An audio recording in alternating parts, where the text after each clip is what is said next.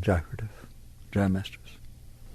Almost everything in human life is kind of misunderstood because mind gets involved in it and things get distorted. Perhaps nothing more so than God, spirituality, this sort of stuff. In the clearest sense, this is what's going on. All of life, all of human life, all of your life is about energy. In yoga we call that energy Shakti. Judeo-Christian calls it spirit. In the Far East they tend to call it Chi. There can be slight different meanings of these words, these foreign translations. But what you're talking about is energy. Now, if you want, you can become mystical about this energy. It can be something that someday you'll experience spirit, the Holy Spirit, Shakti. You'll get Shaktipat from some guru and you'll learn about this energy. No, that's not how you should look at it, because it's not how it is. You know a lot about this energy. I don't care who you are. I don't care what culture you're from. I don't care what you believe or what you don't believe. You know a lot about what is meant by energy. And your life right now is completely devoted to that energy.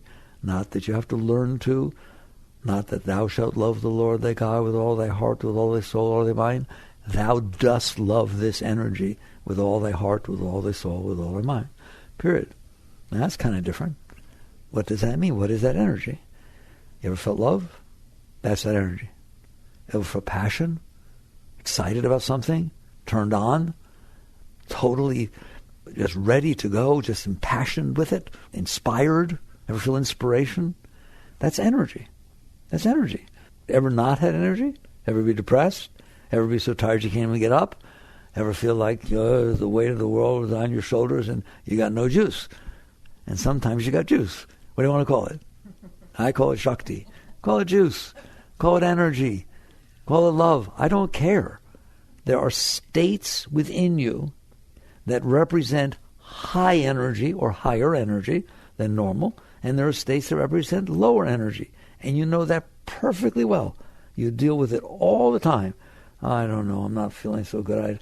I have trouble even getting out of bed. It's just my body hurts and I just don't feel any inspiration. I don't even know why I'm going to work, or, God, I don't know. I loved her when I met her and I'm embarrassed to say I just don't feel that anymore. I used to get so excited to see him or her. And am I embarrassing anybody? Okay. You know anything about that? Okay, then you know about energy, because that's the energy I'm talking about. Don't go make it mystical. Don't make it weird. Your energy levels change, don't they? Okay? Period. And it doesn't take much for them to go up or down. If I sit there and I look at you, I say, God, I'm so impressed with the job you did. It's unbelievable. I didn't expect. How you doing? Feel some energy? Right? I am so disappointed in what you turned in. I never thought you would mess me over like this. How you feeling? Okay. You have energy. It's inside. It's not outside. It is either in a higher state, a lower state, or kind of blasé, feeling how you normally feel. A little bit turned on, a little bit not, a little bit this, whatever it is. So that's the first thing to understand. I'm teaching you yoga.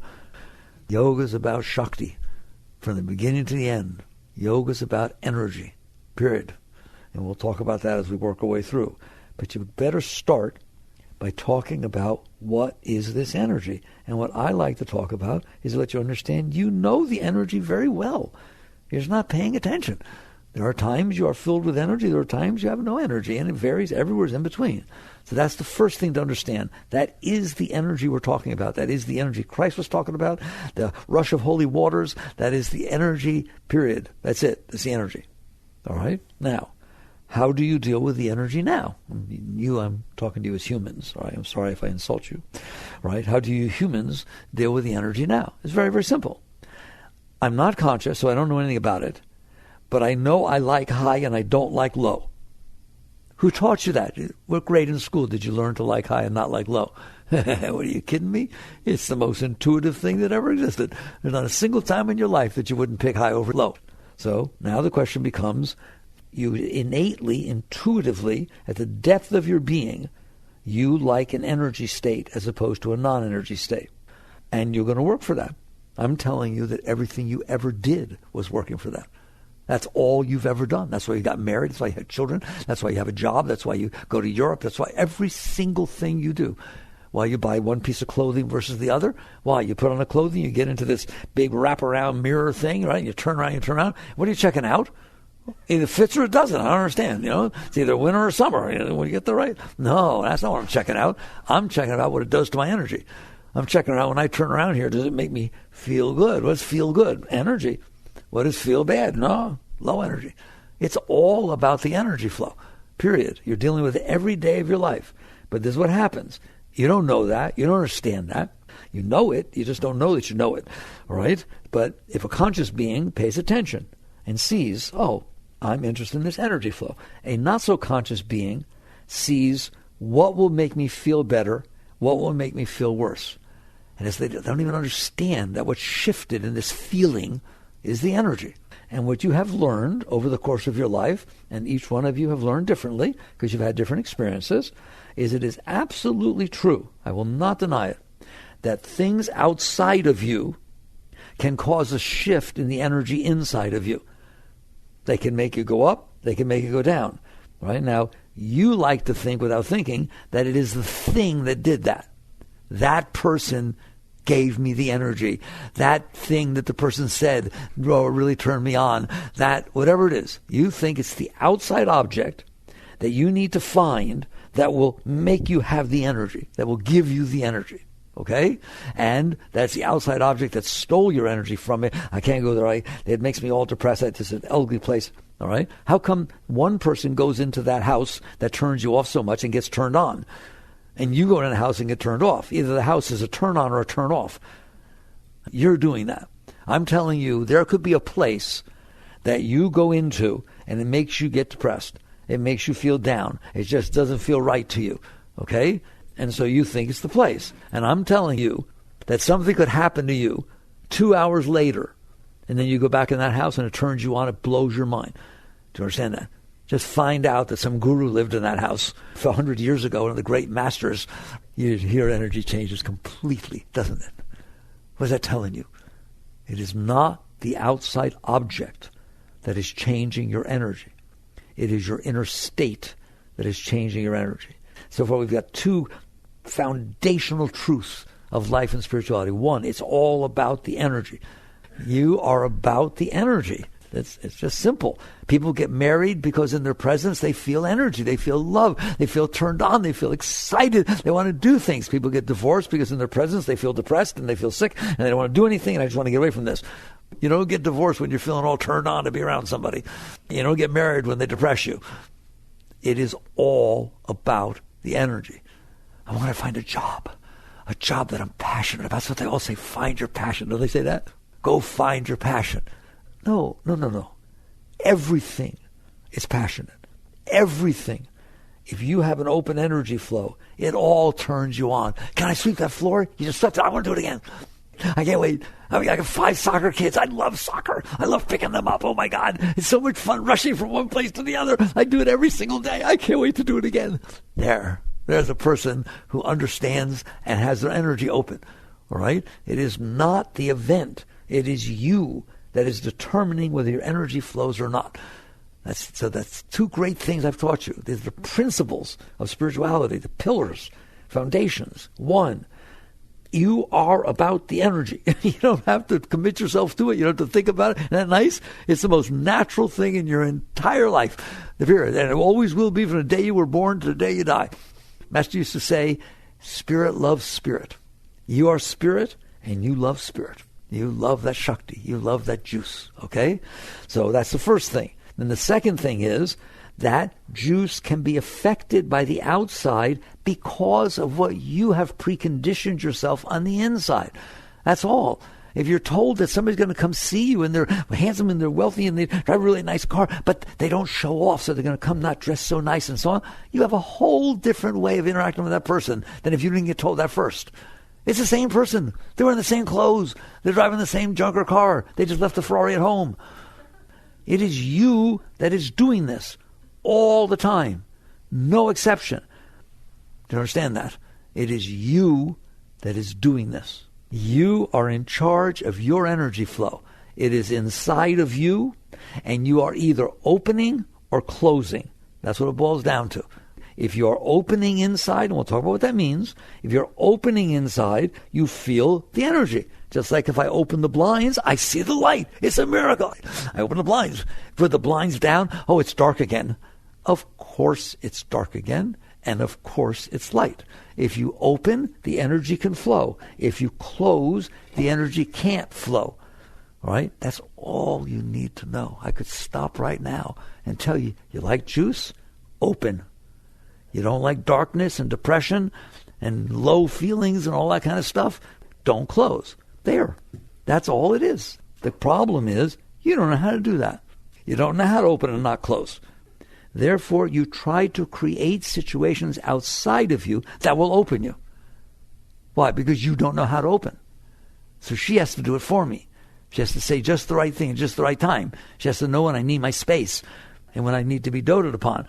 Everything's got to be just right. I have to have the money that I need because I have this bucket list.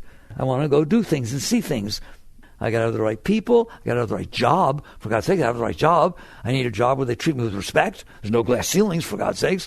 And that I'm turned on. I want a job that gives me what I want and challenges me all the time and that they respect me. How about you? In other words, I don't know how to open myself. I know how to close myself. I'm real good at that, all right? But I need something outside of me that will naturally, when it comes in, cause an opening. And that, I could just send you home. And if you're not careful, you will be like everybody else, and you will waste your entire life. That's a waste of your life. To try and get things outside so that when they come in, they open you. First of all, good luck. Second of all, it will never last. Never has it? You can get a rush. Sure, you get a rush. You get a rush from all kinds of things. They don't last. In fact, many of you know I did my doctorate, all but dissertation. I did my doctorate in economics at the university, and they taught us the law of diminishing returns. Little do they know how deep that law is. That is a deeply spiritual, extremely important thing. What is the law of diminishing returns telling you? It's telling you to give the person something they'll really get turned on. Give it to them again? So much so. Give it to them again? Give it to them again? Breakfast, lunch, and dinner? Come on. They only have okra. There is a law of diminishing returns. Yes or no? Have you noticed? Buy a new car. See how exciting it is. Every time you get in, the smell, the this, showing it off to people. How long before it doesn't do anything to you more than what your old car did? All right. There is a law of diminishing returns. That is so spiritually deep, and it governs a lot of things. Why does that happen? Because what it's all about is the energy flow. The returns we're talking about is the energy flow. I don't care that what turns you on doesn't turn him on. Whatever turns you on, that's the return that you get. Maybe having a lot of money in the bank and counting it every day. You go down there, count it. I don't care what you do. Maybe giving it away. I don't care. Whatever turns you on. So what happens is, no matter what it is that's turning you on, it's you that's turning you on. You're basically saying, oh my God, I got this new car. This is exciting. People will like me better. This is neat. I always wanted this. While you're saying that, you are open. That's what the mind sounds like when it's open to something, isn't it? When basically that's done and the mind's not saying anymore. It's saying, oh, yeah, I still got to pay the mortgage. I got to pay this car. These payments are a little more than I thought. How you doing now? Every time you get in the car. Stupidest thing I ever did. Now how do you feel? Terrible. Why? The car didn't change. You did. So it is always about you opening and closing is determining the quality of your life. Not whether you're married, not whether you have children, not whether you toured the world, not whether you have a job that people think is real important and you're really special. No. It is if you are open and you're feeling the juice, your life is beautiful. You wake up in the morning, you giggle, I'm back. Yeah, I wonder what will happen today. Who cares? Because I'm filled with it. I just filled with it. This is so much fun, right? And there's no law of diminishing returns. None. Not to the energy itself. The energy, Master used to call the energy ever new joy. Every time you experience it, it's like the first time you ever experienced it. It's just the most beautiful experience you ever had all the time, every time. Never diminishes, never, all right? If, however, you're not feeling the energy because you're closed, and something is a stimulus outside to open you, it won't keep doing that. It does it because it's new. It does it because it's looked promising. So it's not that the energy loses its return. It's that which was causing you to open, the stimuli, so we call it, right? The stimulus was helping you open. The person, you met the person, they were perfect. Oh my God, I think it's my soulmate, right? Till you find out, you talk to somebody you dated before, right? All of a sudden, not your soulmate anymore, is it? How long did it take? A billionth of a second. Right or wrong? All it took is one more thought in your mind, and that mind closed instead of opened. So the diminishing returns is not that the energy loses its juice. It never loses its juice. Does the love ever lose its juice? Real love, right? What loses its juice, it makes it feel like it lost its juice, is you don't stay open. I didn't realize he didn't put the top on the toothpaste. Like, I'm an idiot, doesn't put the top back on the toothpaste, right? I thought it was, there's a song they used to have, it's nice to have a man around the house. Not so much so. Right? Your mind starts doing that. I'm telling you, you're not going to feel the juice. It is not because he didn't put the top on the toothpaste. It is because you closed. Now, you use the top on the toothpaste as an excuse to close, but you didn't have to close. You don't ever have to close. It is a choice that you are doing. This is so foundational. So it's all about the energy. The energy is independent. It's inside yourself, but you can close and open to it. Why you'd want to close, I have no idea. But you do. And worse yet, what you do is set up triggers that will cause you to open and close. They're not natural. So you, when you were young, your parents got divorced when you were 6. You're now 36 years old. 30 years, not enough to get over something? No, I don't think so. You keep it in there anyways, right? So now you have this thing in there about divorce. Not positive, because it hurts you a lot. So now you're sitting there and you're interacting with somebody and you're dating them and it's really wonderful, and then you found he's been divorced. That may not have a very good effect on you because the very word divorce bothers you. You set that trigger up. If, however, you grew up in a household where the father and mother were not very nice people, and they ended up getting divorced, and you ended up with a stepmother, stepfather that was the nicest thing in the whole world, and it was the best thing that ever happened to everybody in your family, that this messy relationship broke up. Now you're dating somebody, and they sat there and said, well, I need to tell you I've been through a divorce. And you light up. Oh, you learned. You learned how to run a relationship and not have it. Oh, I'm so excited. I'm twice as open as I was before. That could happen, couldn't it? Anything can happen. You are doing it. You are carrying inside yourself these preconditions that you built across the course of your life. And psychology will tell you all the way back to 2 years old, in your formative years. Things happened. They felt good. They didn't feel good. And so now you want the ones that felt good to happen again, and you don't want the ones that felt bad to happen again. And you're carrying a 2-year-old's or 3-year-old's emotions when you're 33 or 43 or 53. And so now, I'm going to do it very quickly. That is what has conditioned the triggers that cause you to open and close. They are not natural. Your natural state is what the Zen Buddhists talk about. Empty mind. You've heard the term, the void. Empty mind. Empty mind means you didn't do this.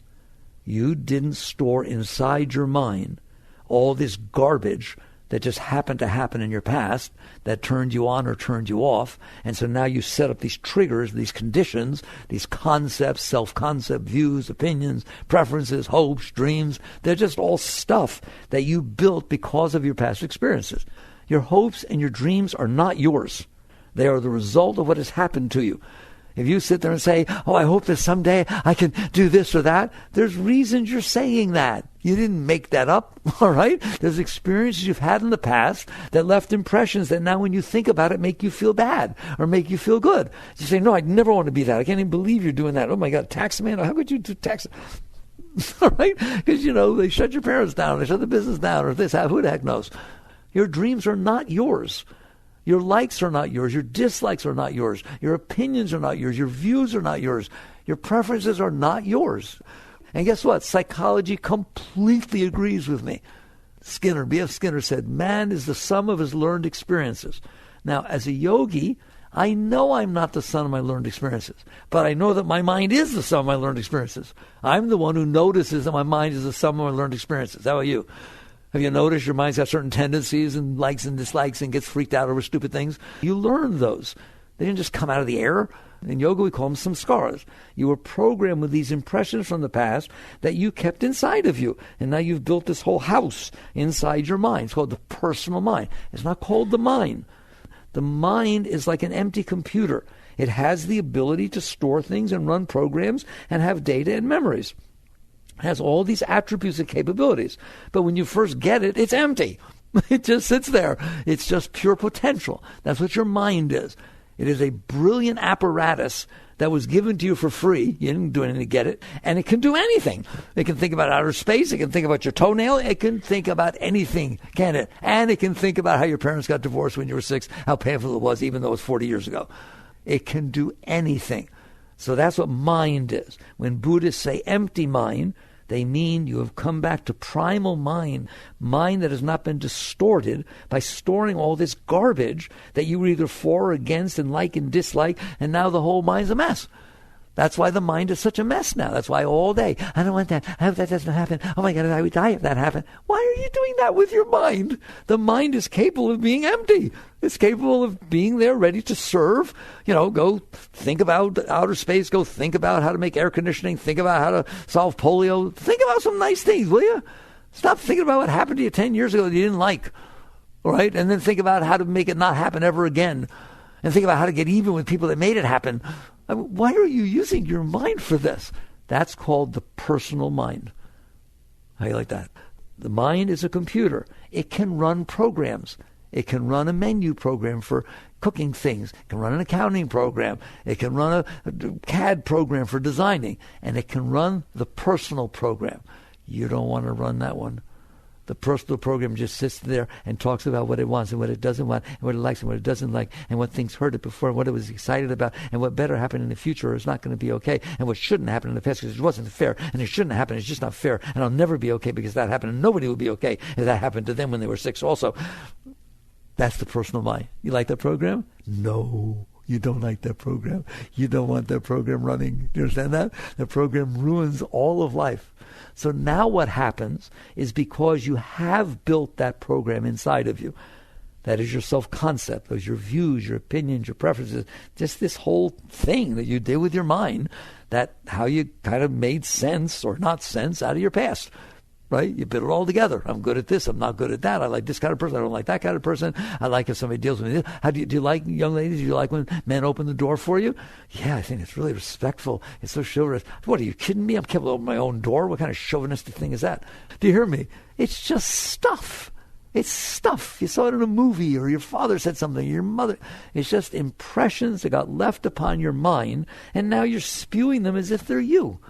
So spirituality under all conditions is about transcending that, getting rid of that, not hanging out in the personal mind.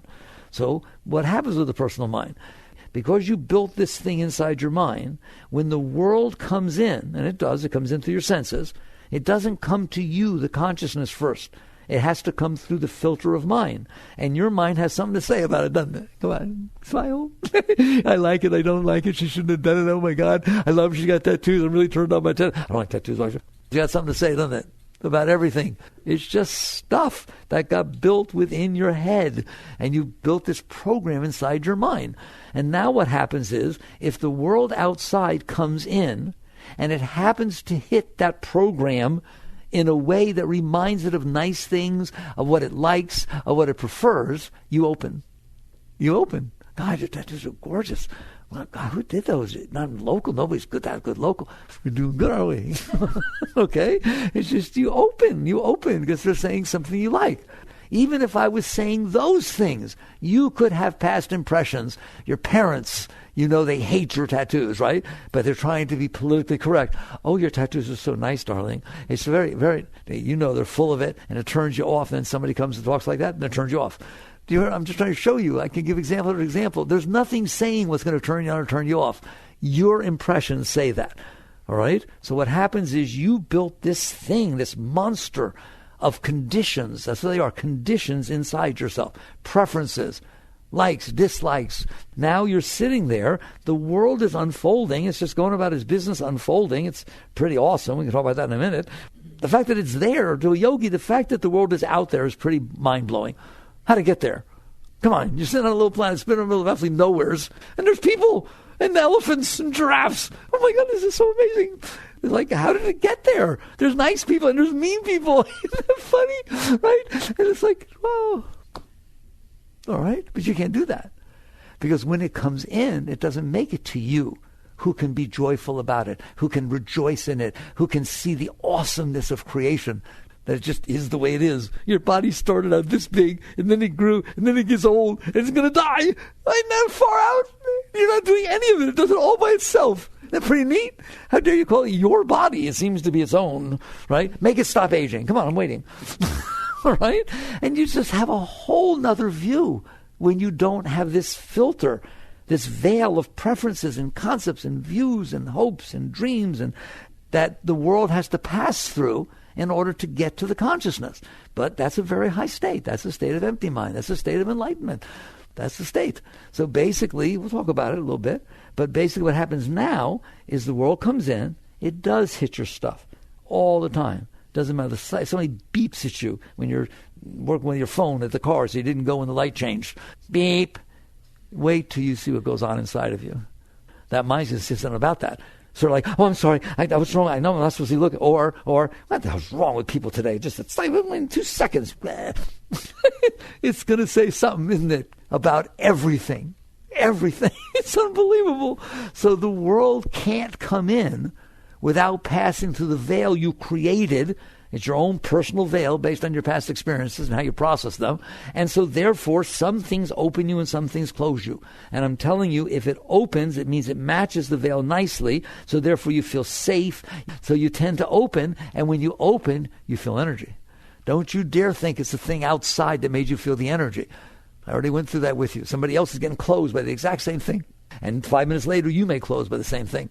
But because you're conditioned now to where the event causes you to open, it causes the veil to open, all of a sudden you in there, the consciousness, are experiencing this energy. It can be tremendous. You sit there at sunset, you're all bothered and the mind giving you trouble, all of a sudden you turn the corner and there's this brilliant sunset with purples and oranges and oh my God, right? And it pulls your consciousness out of the veil.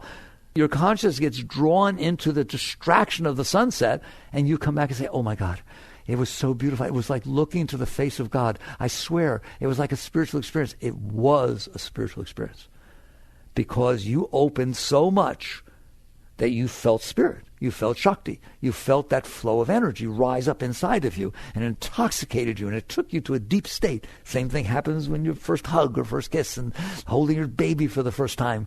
Things happen that open you, and they can open you so much that you literally have a spiritual experience. Because you're dealing with spirit. That thing was not spiritual. That sunset's no more spiritual than the rain. But it is to you, unless your last relationship ended up with him walking off in the sunset, over in Maui somewheres, and now you see the sunset, and every time you see the sunset, the deep depression comes over your entire being. It could happen, couldn't it? There. Please understand this. Otherwise, you will waste your life chasing situations that will open you and running away from situations that close you. Well, what's the alternative? Fix it. Since you're doing it, why would you have to run for outside situations to open you? Why don't you just learn to open yourself or learn to not close? There. That is the essence of spirituality. And all the techniques and everything that's taught to you are really about that. So it's not about renunciation. That's a real misunderstanding. It's not about renouncing what turns you on. It's about, instead of working to get what turns you on, realize how limited that is. There's 800 billion things in the universe going on right now. There's 2 that would turn you on. It's extremely limited. By the way, the rest would turn you off. That was not an exaggeration. The rest, if I have 16,000 things in front of you, there's all kinds of things, food, this, that, architecture, so on, right? 2 of them possibly would turn you on. The rest of them will turn you off. What do you mean? Why will they turn me off? Because they're not the ones you want that turns you on. There's all kinds of food, right? And none of it's strict vegan, all right? I mean, there's vegetarian, and there's this, and there's gluten-free, but it doesn't say vegan, all right? Like, that's it, man. Like, no matter how much food there was, if it wasn't exactly what you wanted, that exactly fit what you made up, it ain't going to do it, is it? It's not that the 16,000 are negative. It's that they're not the ones you want. How do you feel when you don't get what you want? Bad. So please understand this. It's deep. If you spend your life trying to get what you want, you have wasted your life. Because there's only a few things that you want. If you say what you want, you said the rest doesn't do it. Well, the rest is a pretty big number compared to that one thing. So this list of what you want is not the list of what will make you happy. It's the list of everything else will not make you happy. Here's the qualities I want in a relationship. I feel sorry for you. I do. I feel sorry for you. And by the way, if they tell you, I've been making this list since I was 7, right? Run as fast as possible. That it's not that those qualities will turn you on. It's that you're so limited that you have built a model inside your head that says, if I see those things, temporarily I'll be open. But there is a law of diminishing returns. I mean, yes, I don't like the fact that my ex-boyfriend didn't put the cap on the toothpaste. Hey, this guy does. Wow, I wonder how long that'll turn you on. So making this list is the stupidest thing you ever did. But yet your entire society, this is what they do, what they teach you to do. Decide what you want and go get it. Decide what you don't want and put your thing and be strong and assertive and push it away. Have fun fighting with everything for the rest of your life. Then you wonder why life's tension, struggle, why there's anxiety. Of course there is. Because you didn't say, let's dance to life. You said, you better be the way I want you to be, and you better not be the way I don't want you to be. And you didn't say it to life, you said it to every moment of your life. What if every moment for the last 3 days was what you wanted? Well, it could be one that's not. That's all it takes, isn't it? To bring you down. Well, right? Get in a relationship and have it be the most awesome thing that ever was for 3 solid weeks. The person is your soulmate. It was the most perfect. I mean, you couldn't even dream it was so perfect. You know, it was like God made this person, right? And just enjoy that 3 weeks most of the time, and then have them leave you. Well, it's just one moment. See how you're doing. It has to be exactly the way you want all the time for you to be okay. And even when it is the way you want, you worry that it won't be later. And even when it's not the way you don't want, you worry that it might be later. Spirituality under all conditions is waking up and realizing that's a losing game. If I like the energy, and I do, I never took that away. I like the energy. I love the energy. No one's taking that away from you. It's not renunciation. It's like being wiser how to get it so it lasts. You become a connoisseur. I used to call it, gave a talk once in the 70s, a connoisseur of Shakti. You become a connoisseur of the Shakti. You don't want the energy that only shoots up once in a while and you get turned on, then you have to go down and fight for it again, and, you know, like a drug. What you want is to find out how to stay there. I'm telling you, there is a life in which every day of your life there is more energy. Every day you are working with yourself to stay open more, so there's more energy, to close less, so there's more energy. And then what seemed like a lot of energy starts to seem like nothing. That which you used to call high is now low, and it keeps going. And there is no end to how high it goes. There's no end. It just goes higher and higher and higher and higher and higher and higher and higher. I like that life. And while you're living that life, you don't give up this one. You do give up using this one to try and get high. You're not doing that anymore. You realize the way to get high is to not close. You don't have to worry about finding something that opens you if you don't close. So now you got all this juice. You don't need a single thing. You're totally filled. You're self-efficient. You're self-effulgent. All this juice. Man does not live by bread alone, but by every word that leaveth the mouth of the Father. You're not living by what's coming in from outside. That's what's meant by bread. You're living by what's happening inside. And that comes from God. That comes from a deep... We'll talk about where the Shakti comes from later. But you're living off that. So why would I interact with the world? Because it's fun. Because you feel love. You know, yogi interacts with the world for the same reason someone plays a sport. Here's pick up tag football, or whatever. Well, why would you do that? Well, it's fun. It's fun. It gives you something to do. Well, why try to win? Well, why would you like to play against a team that wasn't trying to win? Well, that's no fun. Right? It's because by trying to win, you dig your Shakti. You pull energy up, don't you? You have to go down there and dig inside and bring up the best that you have and the best that you are. That's where sports is fun, isn't it? In India, in the ancient scriptures, the Upanishads and this and that, when they talk about God and why he created creation, they say life is God's Leela. My understanding is the proper translation in Sanskrit is it's God's sport. This is a sport. And you do the best that you can for no reason. You do the best that you can because it's fun. And so now you've got all this juice and you want to express it. You want to go to work. You want to take care of the kids. You want to get married. Just basically there's this tremendous fulfillment of energy, and it wants to express itself. Not, I need to get married because I'm not okay and you'll make me be okay. Not, I need to find the job that will get me out of my stupor because I never found what I was really excited about. It's a whole different level. It's not that you don't interact with the world.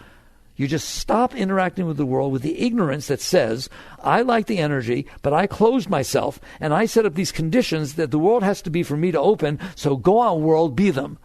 Why would you want to live like that? Why don't you just open? The energy's free. There's unlimited energy inside of you. Right. So now how do you do that? First, you understand. Techniques are easy. The question is, do you understand that you're wasting your life to devote your life to finding what will turn you on, to finding what will make you feel passionate, to finding a person that lets you feel love? You are blocking yourself, and then you're setting up conditions on which you'll unblock yourself. And what kind of a game is this? It's like, to me, it's like if you're starving to death, and I see you, and I say, oh my God, you poor thing, look at you, you're going to be emaciated, you need to eat. And I look, and there's this entire 15-course dinner sitting in front of you, right? And you say, oh, I'm so hungry, I need to eat, I'm dying. Well, eat. Oh, no, I can't. Why? Because I need a 23-year-old girl with her sister, who's 32, to come and serve me, and it has to be on Japanese platters that were organic, and they were never... What? It has to be fed that way. That sounds pretty stupid, doesn't it? That's what you're doing. That's what you're doing with your energy. You're filled with energy. You closed it, and then you set up these conditions under which they have to happen exactly, and I mean exactly, right? They have to be exactly like that in order for me to open and feel my own energy. Yoga looks at that and says, boy, I hope that looks as stupid to you as it does to me. Why don't we just not close? Why don't we just do the work we need to do inside to where there are no conditions for us to be open? I'm open all the time. Why would you be open all the time? Because the alternative is no fun. Like even bad things. Somebody wrote me today. They write from all over the world. They ask questions after the books. And this person asked a very sincere question. She studied Eckhart Tolle, she studied this, she read my books, everything. And she doesn't understand how all the spiritual teachers teach that life is truly beautiful and you should appreciate it and accept it and honor it. And so on. She says, so what if people were abused as a child? What if this and that? And different? How can that be beautiful? And try to explain that to me. So, here's the answer. There are terrible things that happen in this world. There are really beautiful things, and there are really terrible things. Guess what? It's always been like that. It was like that when Christ was here. It's like that when Buddha was here. It's like that. Why? Because people are messed up. And because they're messed up, their energies are messed up, they do really messed up stuff. Now here's the decision. Let it mess you up so you add to the mess-upness, or learn to handle it. Learn to respect that people are messed up, and they do messed up things, and what can I do to help? Not, it messed me up. Okay? If there's darkness, bring light. That's what St. Francis's prayer is, right? If there's darkness, bring light. What good is it to bring darkness? What good is it to get depressed because bad things happen? What good is it to feel so overburdened and torn down because there's these evil things that go on in the world, so that now you brought darkness to the party? You understand that? Just sit around. Of course you suffer. If that happened to me when I was young, oh my God, I can't even believe you're living with yourself. What are you doing? All that's doing is bringing more darkness. So what you do is you learn that your state is to be one of high. Your state is to be one of constant high. Constant. And there's no end to how high you can get. Then serve. Bring light where there's darkness. Bring more light where there's light. Just be a source of upliftment. So you are capable of this. But you're not capable of this if what you continue saying is, I'm not okay. I don't feel the high that I want to be feeling all the time. So there's things that I have to do outside and that other people have to do, and things that better not happen. And all these conditions need to take place for me to be okay. And you know darn well that's how you're living. And the wise person takes one look at that and says, wait a minute. If I'm the one who decides when I open and I'm the one who decides when I close, and I am, why don't I just decide not to close? I mean, you're going to go in, you're going to have lunch. You only get a 45 minutes lunch at your job. You went out with everybody else, the little team, staff, and you sit there and you ordered, right? And it's not exactly what you thought it would be. The temperature's not exactly the same. The serving is not as large as you thought it would be, or it's way too large. You don't like to leave things on the plate. It's just not exactly as you thought it would be. All right, okay. You now have a choice. This is your lunch. You don't have another 45 minutes. You're either going to enjoy your lunchtime or you are not going to enjoy your lunchtime. It is your choice. It is not the cook's choice or the restaurant's choice. At this moment, it is your choice. Do you want to enjoy your lunch or not? And I'm telling you, your mind will fight right back. Well, of course I want to enjoy my life. If they gave me the right size portions and it was this and it was like that, like, what are you doing? You're ruining your life. In the name of making your life nice, you're ruining your life. And so these become the teachings. How do I free myself from myself? Christ says you must die to be reborn. Now, do you understand? You got to stop doing that stuff. What? Ruining your life.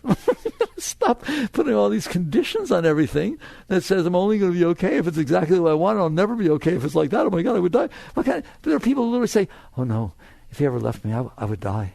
If my kid got sick, I would die. I would just die. I wouldn't know what to do. I would die. You know what that's called? Affirmation. Go on, say it over and over again.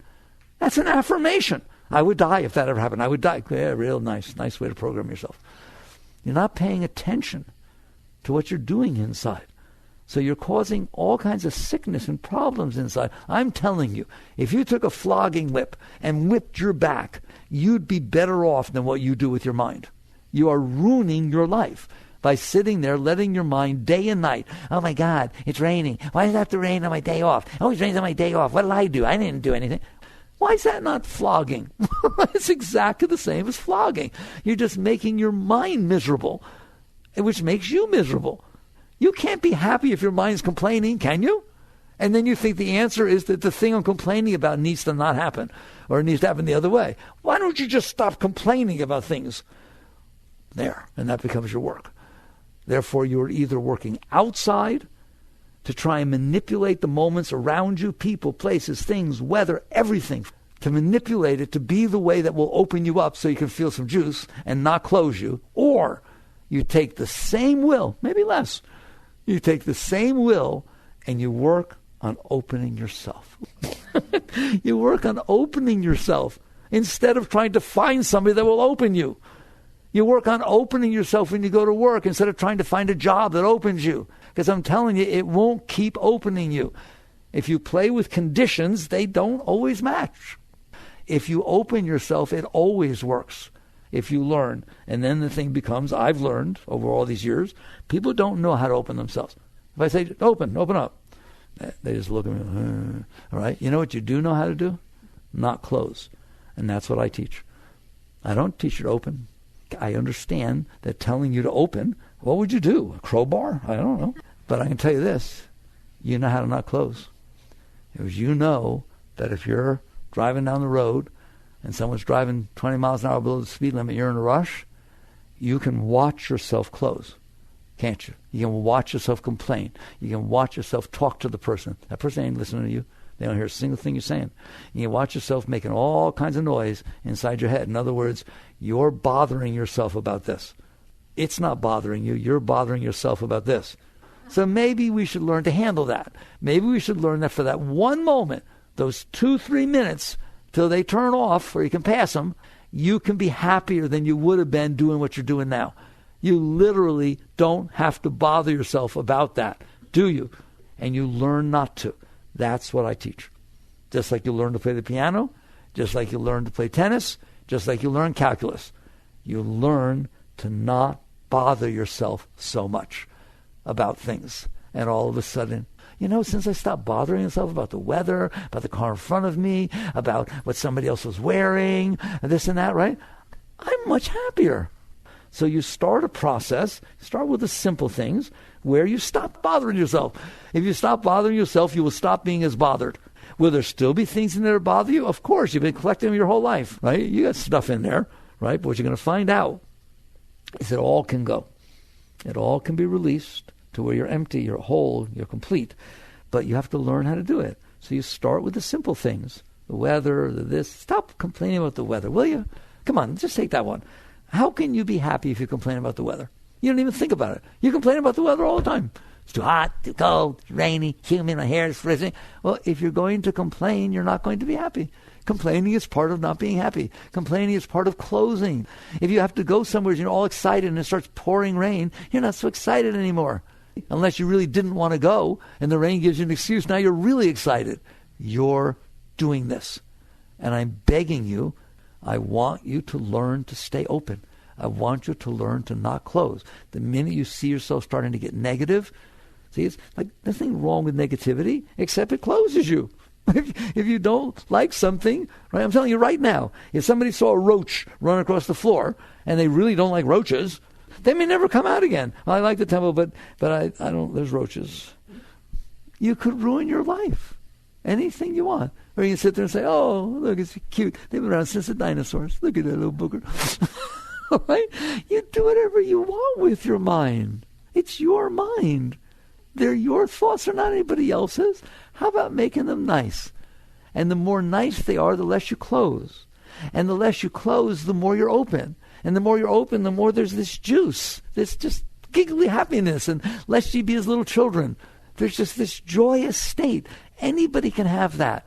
But if you stored so much negative stuff inside of you and you made your entire personal mind a storehouse of garbage, it's kind of hard to believe it can be really nice. You give up hope. Little by little, start working with yourself. Work with these moments in life where there's this tendency to get negative and just replace it with positive thoughts or do a mantra. Or the ultimate I found is, but you'll have to do work on yourself to be able to do this, relax. When the negativity starts to come up, when the closing starts to happen, instead of participating, yeah, you're right, this is ridiculous, why is it always, there you go, you just went into it, you fed it, you built it, you closed. Instead, the minute you see it, and I mean the second you see this tendency to close, you'll feel it. You'll feel less energy. You're around somebody, you love her, it's beautiful, you're really open, then all of a sudden she says something that makes you feel a little jealous or wonder or you feel it, don't you? Come on, you feel it, the energy. But I feel a disturbance in the force, like Darth Vader. You know what I'm talking about, don't you? You start to feel that. The minute you feel that, relax. The millisecond that you feel a shift in the energy inside, that's a tendency to close. Again, end up with closing. Just relax. Don't touch it and lean away from it. What will happen is you gave it room to release. There's a reason it was doing that. The reason will start to come up and purify.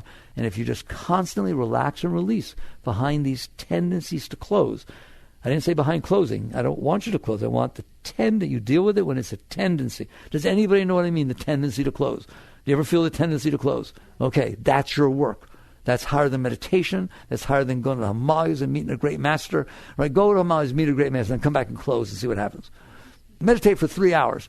Then go out there and get upset because everybody wasn't doing what you wanted to do while you were meditating.